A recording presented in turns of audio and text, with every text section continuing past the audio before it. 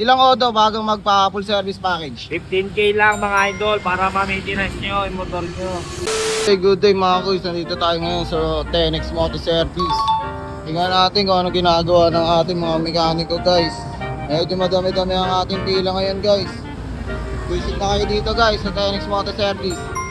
Ito, tanongin natin si Boss Ian ng Tenex Moto. Hey, what's up? Good morning mga guys.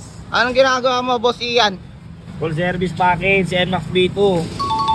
CVT, throttle body, engine wash. Ito, tignan nyo na lang pagtapos na ito guys. Ayan yung ginagawa sa full service package natin guys. Ina-engine wash yan. Ilang odo bago magpa full service package? 15K lang mga idol para ma-maintenance nyo yung motor nyo. Okay, 15K daw guys. Kaya dito sa loob guys. Check natin. Boss Christian, anong ginagawa natin sa ngayon? Mag-check tayo ng NMAX B1 na overheat issue. Tignan natin yung bakit hindi naka-overheat.